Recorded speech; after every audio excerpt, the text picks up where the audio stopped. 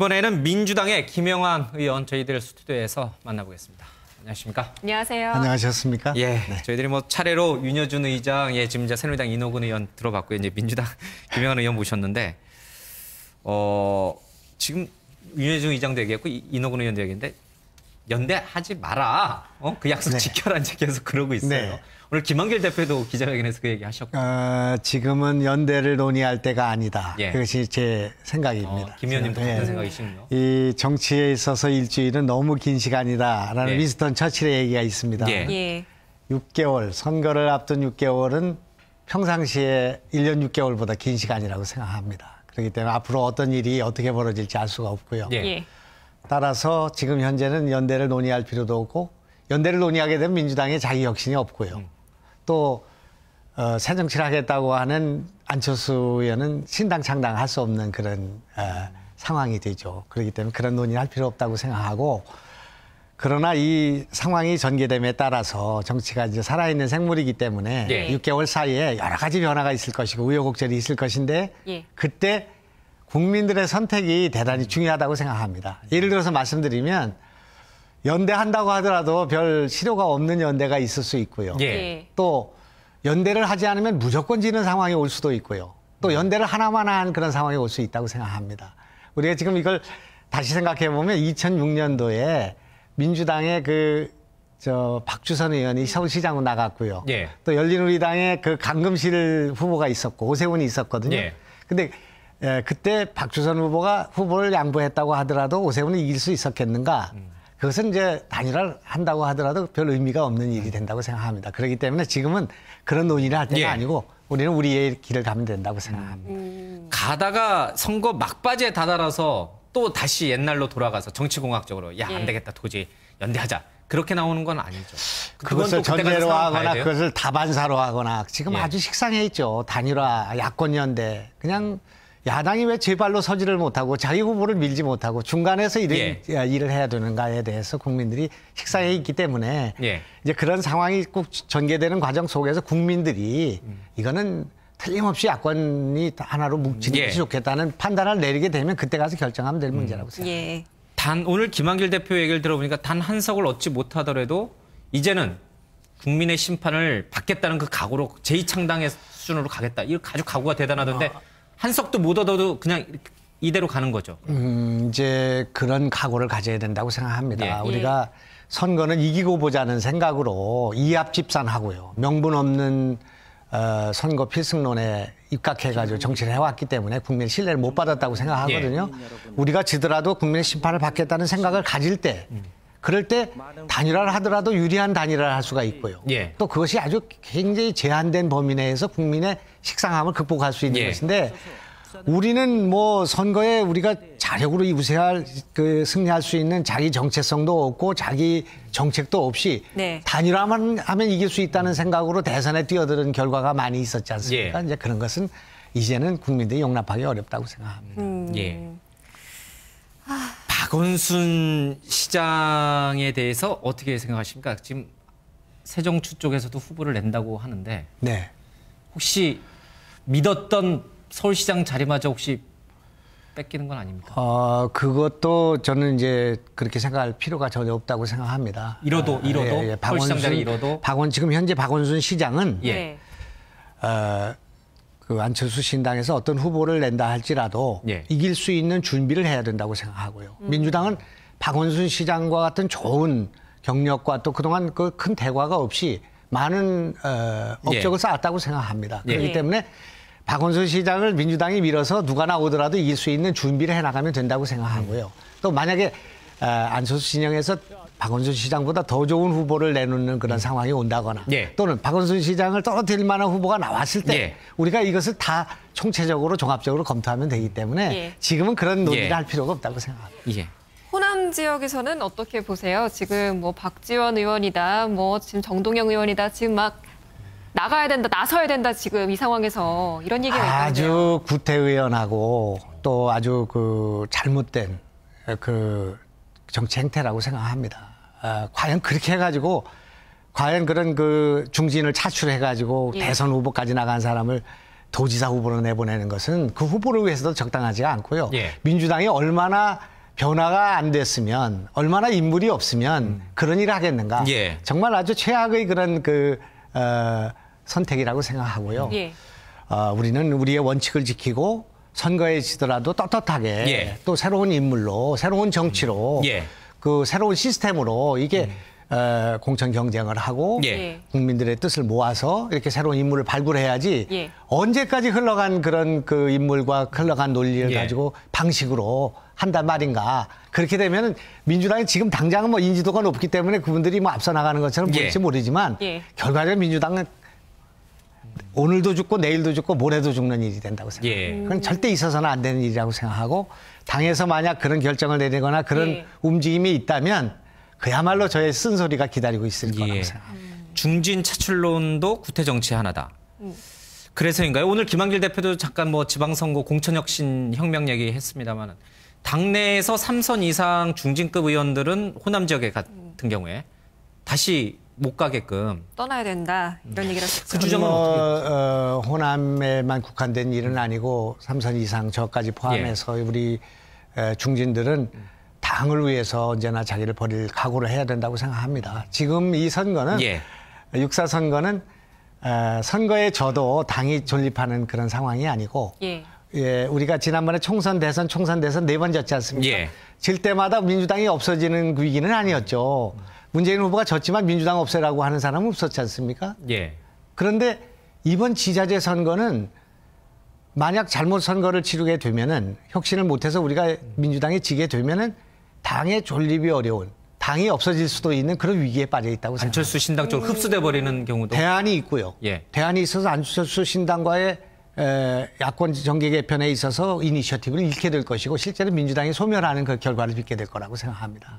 그렇기 때문에 이런 상황 속에서는 무슨 중진이니 뭐니 할 그런 겨를이 없고 누구나 다 선당 후사해야 된다고 생각하고요. 예. 당을 살려야 된다고 생각합니다. 60년 전통의 민주당이 가물가물하는 그런 상황에 있다. 저는 그렇게 생각합니다. 위기다. 예. 예.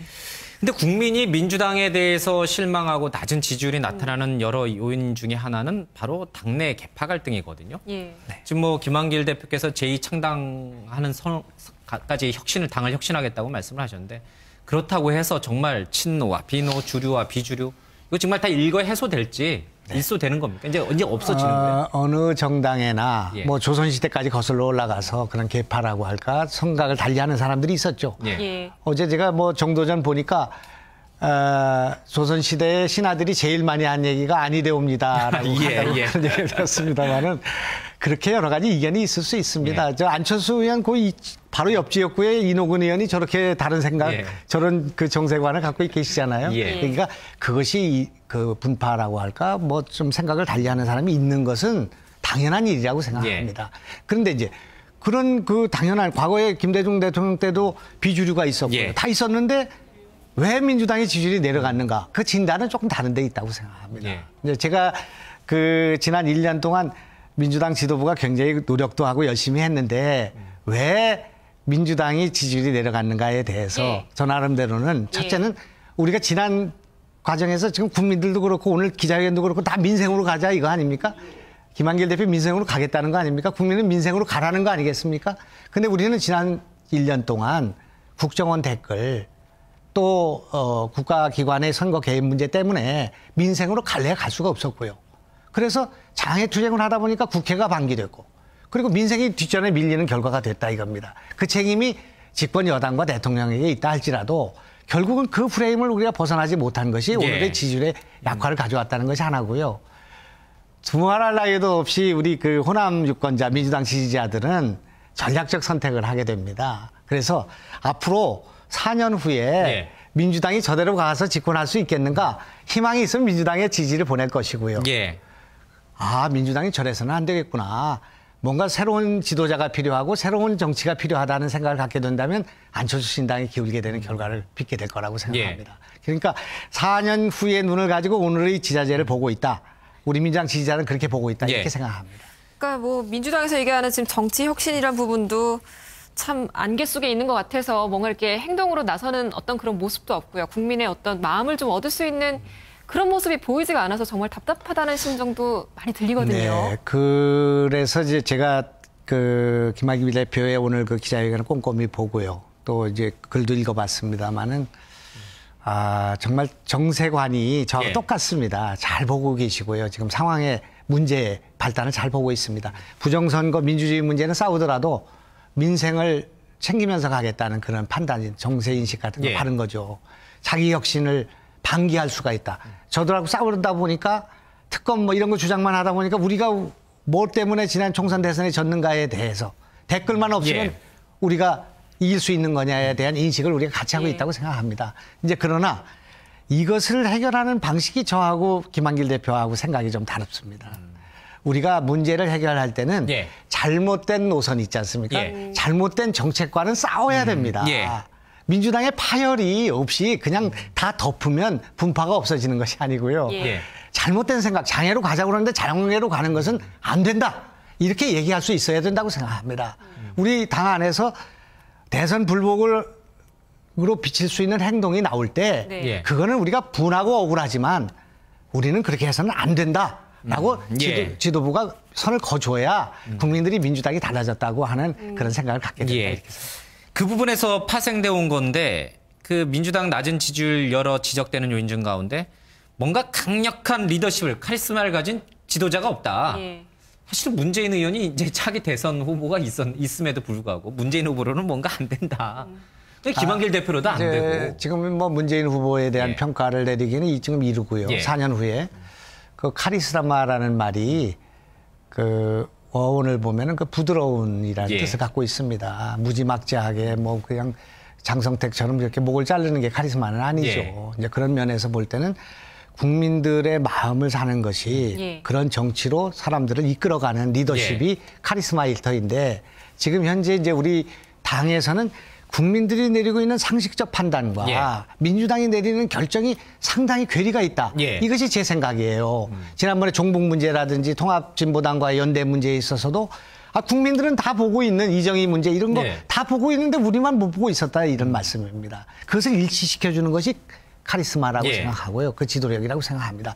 그것만 일치하면 왜 그 지금 이제 10년 가까이 집권하고 있는 여당으로부터 야당에게 권력을 안 주겠습니까?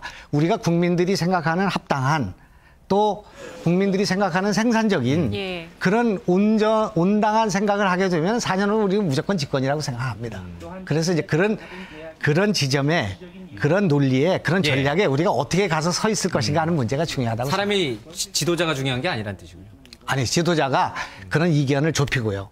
잘못됐을 때는 잘못됐다고 단호하게 그럴 만한 사람이 있습니까 지금? 그렇게 그것을 말씀하시는 김한길 대표가 해야 된다고 생각합니다. 할 해야 능력은 된다. 있다고 보십니다. 김한길 대표는 참 풍찬노숙하고 여러 가지의 우여곡절과 많은 예. 인생의 역정을 겪은 사람인데 저보다 나이는 조금 위입니다만은 친구처럼 지내고 있는데 정말 실망을 한 것은 예. 이분이 굉장히 그 뭐라고 할까 승부사적인 기질이 있는 예. 분이거든요. 지금 우리 당은 승부사가 필요합니다. 예. 뭔가 모든 사람으로부터 존경을 받는 것이 아니라 욕을 얻어먹더라도 당을 힘께 끌고 가는 것이 예. 필요한데 이분이 대표가 되고 나서는 승부사가 아니라 수도사가 되셔가지고 너무나 인품이 그 부분이 훌륭하신 불만이다. 예.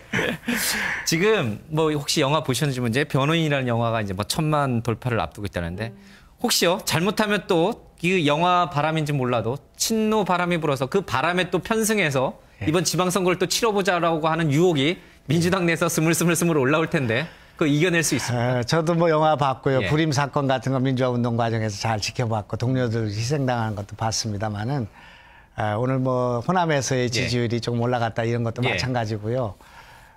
제가 의사 아닙니까? 양리학 시간에 처음 배운 말이 약은 독이다 그런 예. 말이 있습니다. 독이 약이 될 수 있고요. 또 약이 또 독이 될 수 있습니다. 예.